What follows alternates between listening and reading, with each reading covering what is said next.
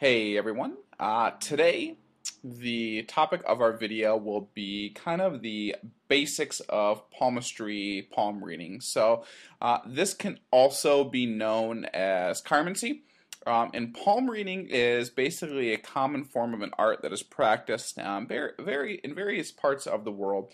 So in this video, we're basically going to create a basic understanding of this ancient Indian mastery for you. So let's talk about how you determine the hand to be read. Okay, so determining the hand to be read is normally one of the most basic skills that one is going to have to acquire in mastering this art.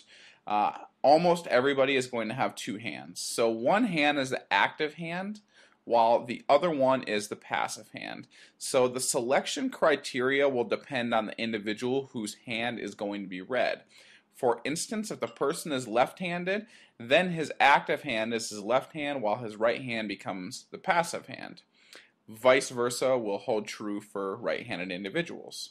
Usually, the active hand contains very specific inherited traits that can be used to determine one's destiny. Okay, so let's kind of talk about real quick understanding the structure of the hand. Okay, so another of the basic concepts that you need to understand in mastering the art of palm reading is the structure of the hand. Different hands will have different sizes and shapes, and all of those factors can be used to interpret one's destiny.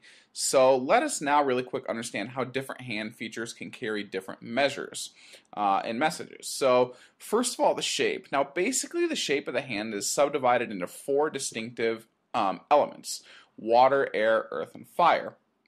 Now, those categorized under the earth shape usually have short fingers, square-shaped palms, deep and straight lines. People with air hands normally have really long fingers, square-shaped palms, and very clearly articulated palm lines. And water hands are normally oval-shaped with long fingers and a soft skin. And those with fire hands have shorter fingers, longer palms, and well-defined clear skin. Okay, so people with earth hands are generally modest. Water hands represent sensitivity. Fire hands will represent confidence, while air hands are found in very sociable individuals. So secondly, you can look at the size of the hands, and this is basically another dimension of interpreting the structure of the hand is by looking at the size of the hand.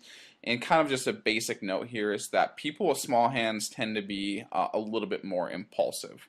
So the last thing we'll talk about here today is thumb flexibility.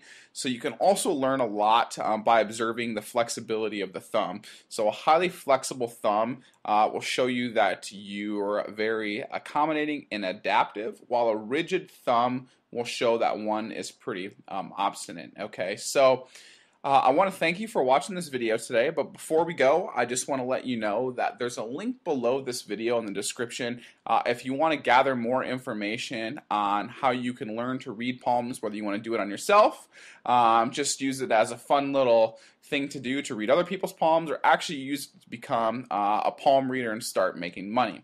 So you'll find out more of the stuff that we talked about today, and also in the link below this video, we'll give you some more information on how to identify some of the lines in palmistry and how you can actually read the lines on someone's palm or your own palm and kind of help determine their future and some things about them. So thanks for watching. Make sure you click the link below this video and have a great day.